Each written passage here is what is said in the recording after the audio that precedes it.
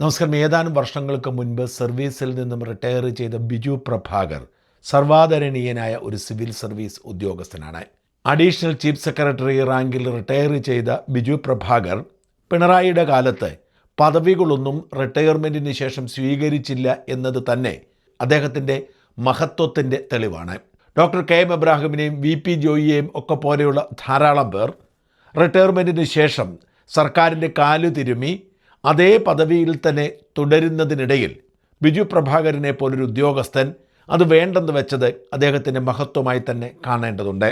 ഇപ്പോഴത്തെ chief secretary doctor A Jayathilak സകല അഴിമതികൾക്കും കൂട്ടുനിൽക്കുന്നത് പോലും മൂന്നാമതൊരു പിണറായി ഭരണം കൂടി എത്തുമ്പോൾ റിട്ടയർമെൻറ്റിന് ശേഷം ഉന്നത പദവി കിട്ടും എന്ന് പ്രതീക്ഷിച്ചാണ്.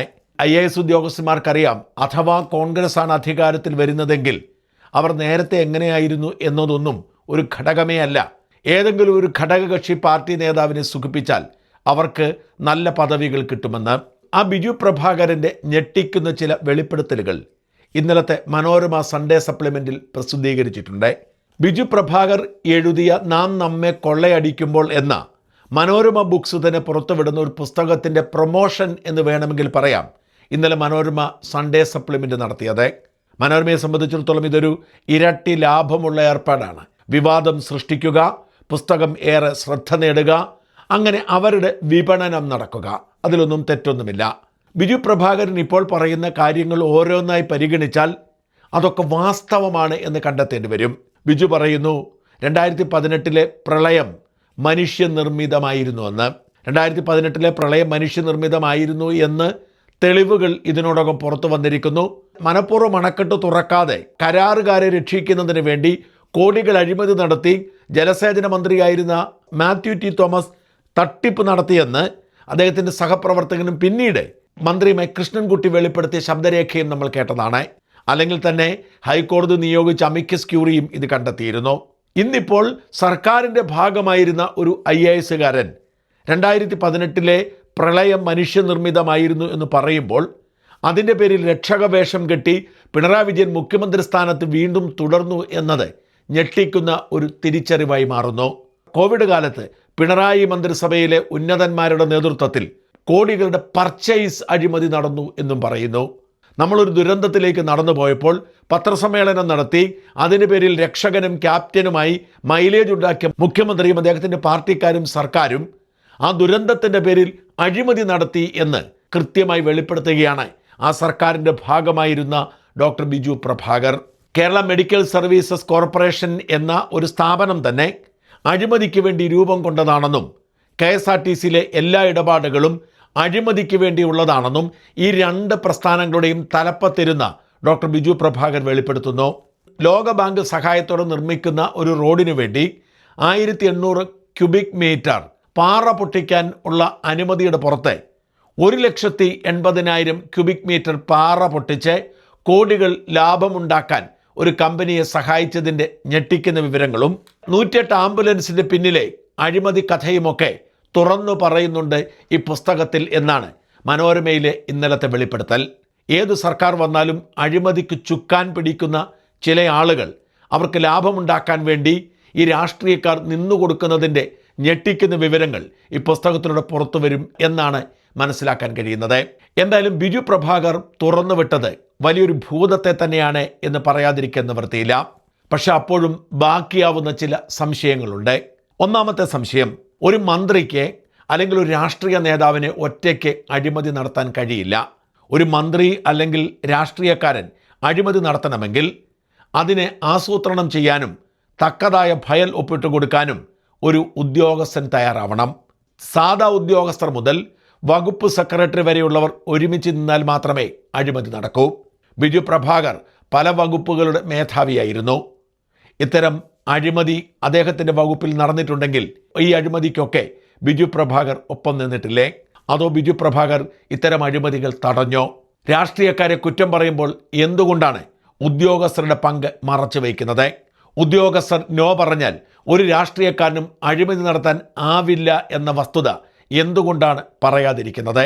എല്ലാ അഴിമതിയും ആസൂത്രണം ചെയ്യുന്നതും രാഷ്ട്രീയക്കാർക്ക് വേണ്ടി നടപ്പിലാക്കി കൊടുക്കുന്നതും ഉദ്യോഗസ്ഥരാണ് എന്ന ആ നഗ്ന സത്യം ബിജു തുറന്നു പറഞ്ഞിട്ടുണ്ടോ? പുസ്തകം കണ്ടാൽ മാത്രമേ നമുക്കത് ബോധ്യമാവൂ. എന്നാൽ എന്നെ അതിശയിപ്പിച്ചത് അതൊന്നുമല്ല. എന്തുകൊണ്ടാണ് ഈ വെളിപ്പെടുത്തൽ നടത്താൻ ബിജു പ്രഭാകർ തെരഞ്ഞെടുപ്പ് കഴിയുന്നത് വരെ കാത്തുനിന്നത്? ബിജു പ്രഭാകർ സർവീസിൽ നിന്ന് റിട്ടയർ ചെയ്തു. ബിജു പ്രഭാകറിന് ഒരു രാഷ്ട്രീയമുണ്ട് എന്ന് നമുക്കൊക്കെ അറിയാം. ബിജുവിൻ്റെ പിതാവ് തച്ചടി പ്രഭാകരൻ കോൺഗ്രസ് നേതാവായിരുന്നു, കോൺഗ്രസ് മന്ത്രിയായിരുന്നു.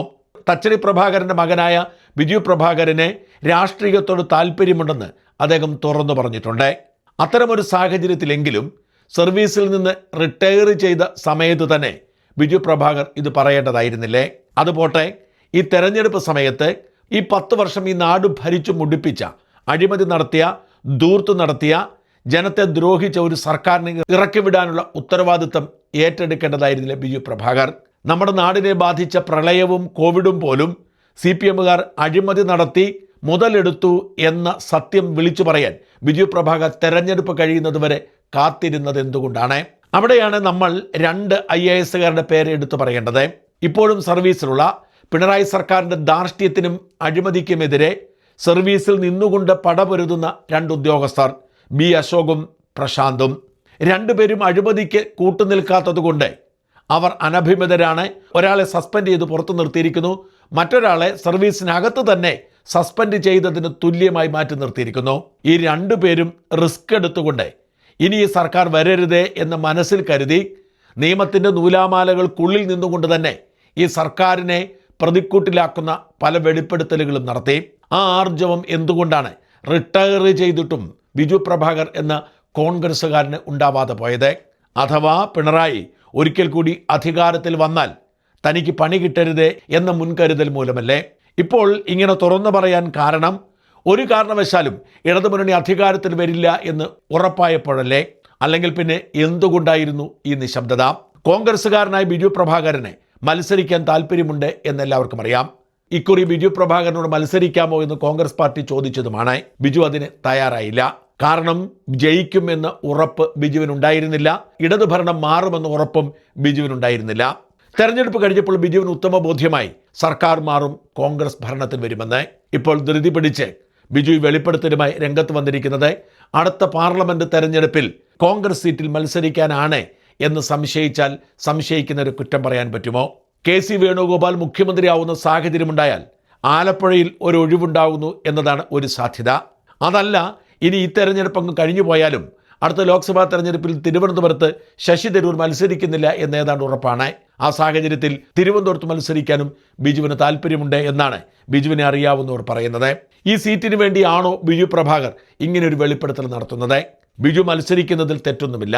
പക്ഷേ ഈ സർക്കാരിനെ എങ്ങനെയെങ്കിലും ഇറക്കിവിടാൻ സർവീസിലിരിക്കുന്ന 2 ഉദ്യോഗസ്ഥർ റിസ്ക് എടുത്തുകൊണ്ടുവരെ രംഗത്തിറങ്ങിയപ്പോൾ ബിജു മൗനം പാലിച്ചതിന് എന്ത് നീതീകരണമാണുള്ളത്?